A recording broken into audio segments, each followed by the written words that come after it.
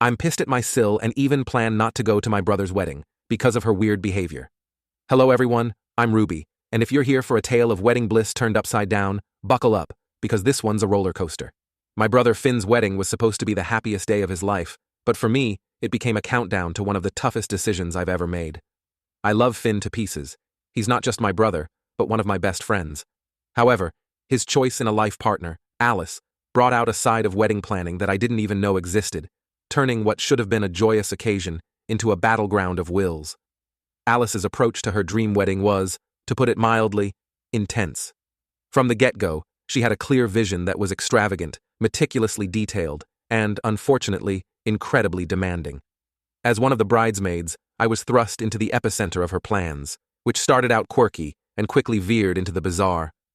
The more involved I got, the more I felt like I was losing touch, not just with the fun, loving aspect of weddings, but with my brother too, who seemed increasingly oblivious to the strain Alice's demands were putting on everyone around her. What started with choosing an outrageously priced dress, which we all had to pay for ourselves, and attending expensive weekend retreats, soon escalated into requirements that felt both invasive and unreasonable. Every new message from Alice added to a growing sense of dread, culminating in a final straw that made me question whether I could even bear to attend what was quickly becoming less of a celebration of love and more of a theatrical performance at the expense of those closest to them. Facing off against these wedding plans, my relationship with my brother and my own principles was no easy feat. It was a trial that tested not just my patience, but the very fabric of our family dynamics. Stick around, and I'll take you through the whole chaotic saga, from outrageous demands to the dramatic fallout that forced all of us to reconsider what it means to support the ones we love. When Alice first asked me to be one of her bridesmaids, I was genuinely thrilled. It felt like an honor to be part of my brother Finn's big day, and initially, Alice's high energy and meticulous planning seemed impressive, maybe even admirable. However, my admiration soon turned to frustration as her true colors began to show through her increasingly outrageous demands. It started with the bridesmaids' dresses. Alice didn't just pick out an expensive designer gown, she chose one that would have each of us shelling out nearly $1,000 after alterations. When I gently tried to discuss more budget-friendly options, suggesting that not all the bridesmaids might be able to afford such an extravagant expense, Alice dismissed my concerns with a wave of her hand, claiming, "You can't put a price on perfection, Ruby." The situation escalated from there. Each week brought a new, bewildering requirement. We were expected to attend a series of pre-wedding parties and events, all themed, requiring specific attire, which meant additional costs. Then came the dietary restrictions for the 3 months leading up to the wedding, aimed at ensuring we all fit perfectly into our costly gowns. Alice even set up a group chat to monitor our progress, which felt more like a big sister watching than a supportive bridal party network. I tried to stay positive, reminding myself that this was for Finn.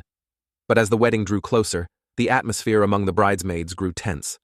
Complaints and concerns were met with cold responses from Alice, or worse, reports to Finn, who was caught between defending his future wife and appeasing his increasingly upset family and friends. The breaking point came when Alice announced the latest in her series of pre-wedding events, a weekend-long bridal boot camp at a luxury spa resort 2 states away.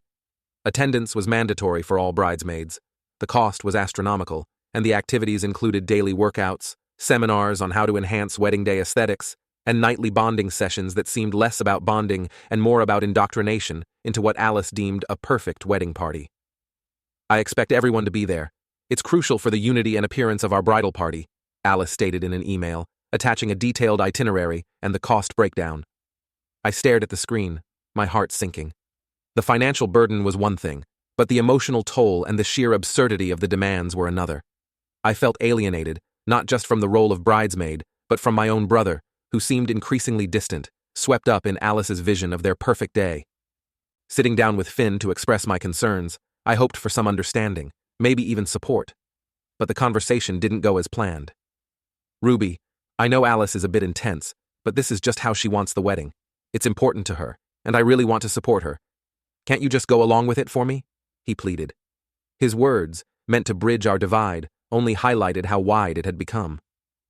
As I left his apartment that evening, the cool night air felt like a small relief from the stifling situation I was facing. I knew then that something had to give. I couldn't meet Alice's demands, and I couldn't stand by while our family relationships were strained to their breaking points. The question of whether I could even attend the wedding began to loom large in my mind, a once unthinkable outcome that now seemed like a potential reality. As the wedding drew closer, the tension between my desires to support Finn and my growing resentment towards Alice's demands escalated to an all-time high. The bridal boot camp weekend loomed over me like a dark cloud, and I felt trapped in a cycle of frustration and obligation. The financial and emotional burden was becoming unbearable. I sat down one evening to go over my finances, trying to see if I could somehow make it work without draining my savings completely. The numbers just didn't add up. With a heavy heart, I realized I had to make a stand, not only for myself, but for the other bridesmaids who felt just as pressured but were too afraid to speak up. Gathering my courage, I called a meeting with the bridesmaids. We met at a local cafe, a neutral ground away from the prying eyes of the wedding party. As we sat around the table, I could see the relief in their eyes, grateful that someone had finally voiced the collective unease we all felt. "We can't let this go on," I began, my voice firm. "These demands are not only unreasonable, but are also putting us all in difficult positions financially and emotionally. We need to confront Alice, together." The group agreed, and we spent the next hour drafting a letter to Alice, outlining our concerns and requesting a meeting to discuss a more reasonable approach to the remaining pre-wedding events and expectations. The letter was polite but firm, emphasizing our desire to support her and Finn, but also our limits. The response from Alice was swift and not at all what we had hoped. She was furious, accusing us of trying to sabotage her perfect day. "If you can't commit to my vision, then maybe you shouldn't be part of this wedding at all," she retorted over a tense phone call. Her words stung, but they also freed me from the last threads of doubt. It was clear that Alice valued her perfect wedding over our feelings and our friendship. I needed to make a decision that reflected my values, even if it meant risking my relationship with my brother. With a heavy heart, I called Finn to discuss the situation.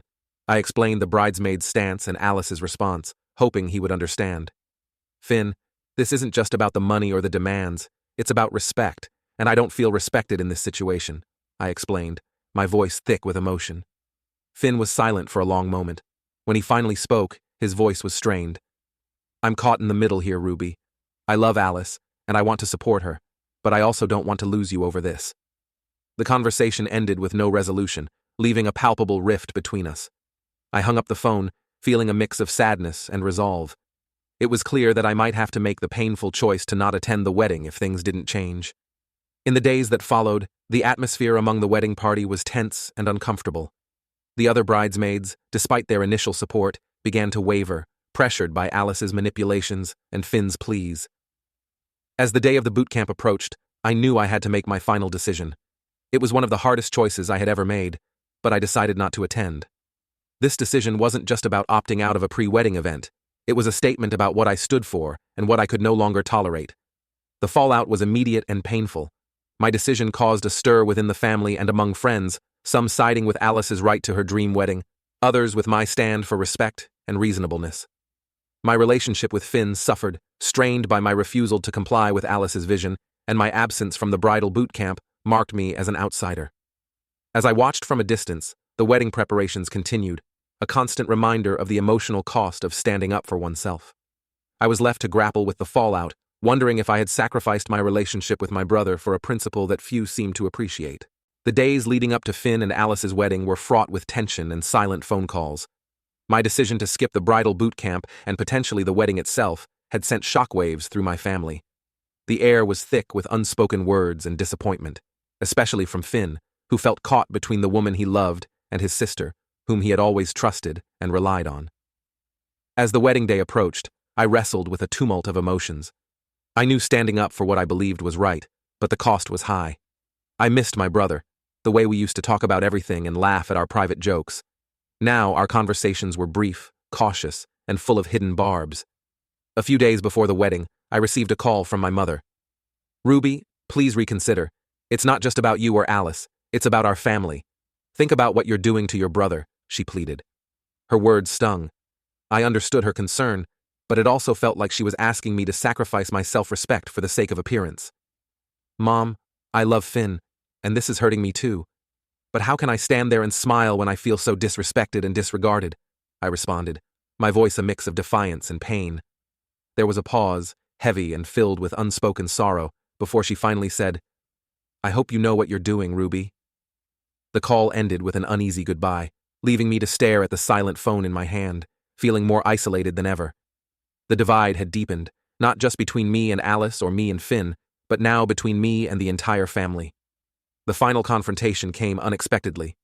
2 days before the wedding, I decided to try and mend fences. I went over to Finn and Alice's place, hoping to clear the air, or at least to not feel like an outsider at my own brother's wedding. When I arrived, the house was bustling with last-minute preparations.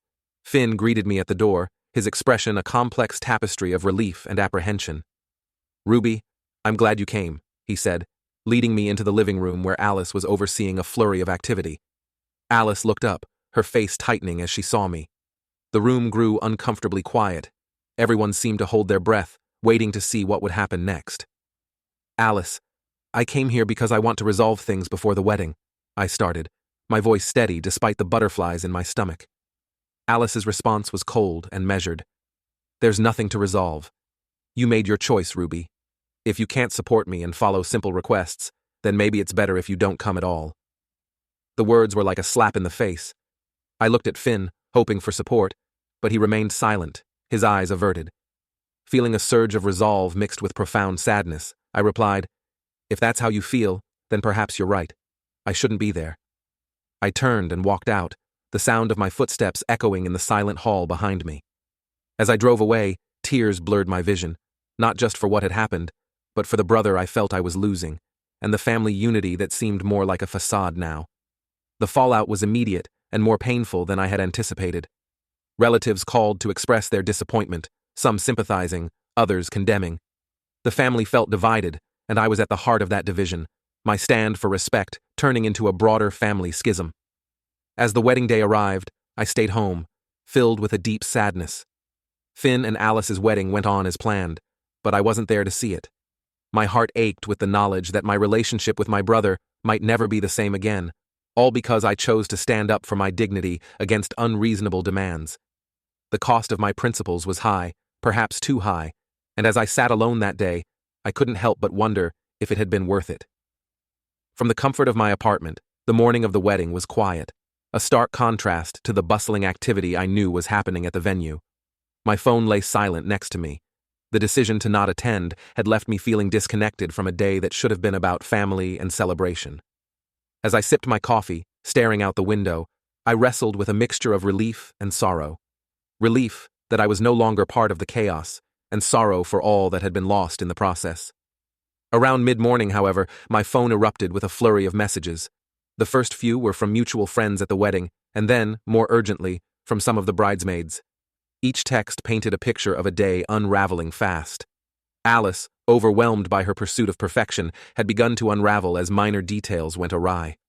The flowers weren't exactly as specified, the seating arrangement caused confusion, and her meticulously planned timeline was slipping away. The climax of chaos came with a message from Emily, a fellow bridesmaid who had tried to stay neutral throughout the escalating tensions. "It's all falling apart," her text read. "Alice just had a meltdown because the cake topper was slightly off-center. Finn looks miserable. Wish you were here to see this madness." I couldn't help but feel a vindictive thrill at the news, quickly followed by guilt.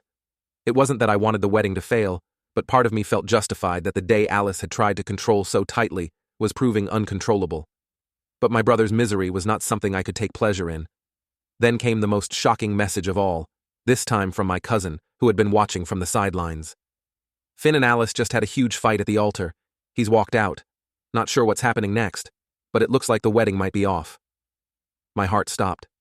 This was beyond anything I had imagined. My immediate instinct was to rush to the venue, to be there for Finn, but hesitation gripped me. After everything, would my presence be a comfort, or just another complication?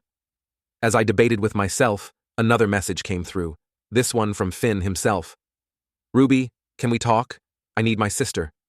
His words were a balm to the sting of our recent conflicts. Grabbing my keys, I headed to the venue, unsure of what I would find, but certain that my place was at my brother's side.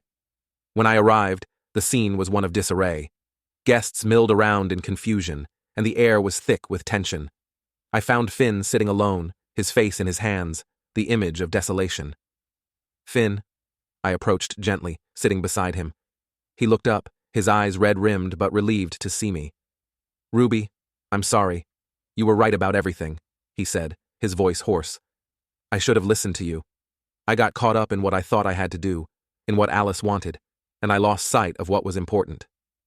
We talked for what seemed like hours, reconnecting and rebuilding the bridges that had been burnt in the preceding weeks.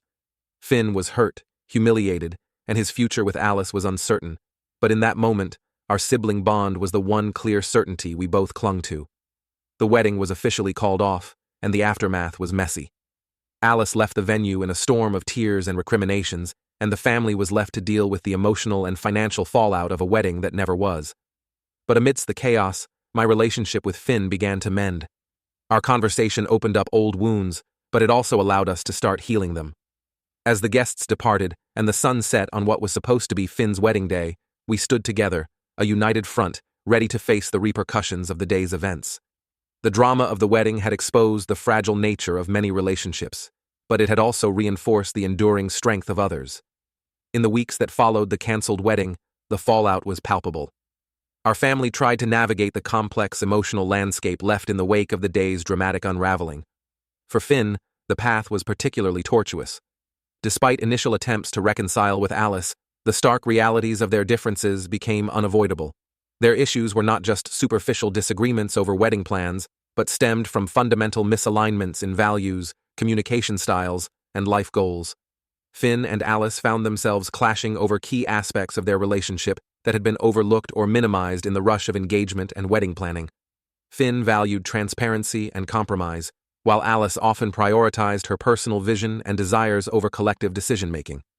This difference in approach led to recurring conflicts, which were magnified under the pressures of wedding planning, but extended into deeper areas of their relationship, such as financial management, family interactions, and long-term planning. Moreover, the wedding debacle had exposed Alice's tendency to control and dominate the narrative, often disregarding Finn's feelings and the impact on his family. Her behavior at the wedding, her meltdown over minor imperfections and the public confrontation, was a glaring example of her inability to handle stress and disagreement in a healthy manner. Finn, on the other hand, was more laid back and sought harmony and understanding, traits that clashed with Alice's more authoritarian style. The emotional toll of these revelations was heavy. Despite the love that had initially brought them together, Finn and Alice found their connection fraying under the weight of unresolved issues and their very different approaches to handling life's challenges. Ultimately, these factors made it clear that their paths were diverging, leading them to the painful but necessary decision to part ways. The decision was not made lightly. Finn grappled with feelings of failure and disappointment, while Alice struggled with feelings of resentment and unmet expectations.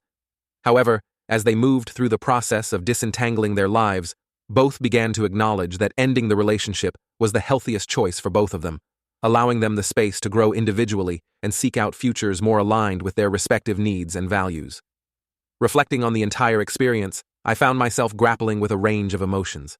There was a sense of guilt for the role I felt I played in the events that unfolded, but also a deep sense of relief that both Finn and I were free from a situation that was toxic and damaging. The drama of the wedding had forced all of us to examine our relationships and values closely.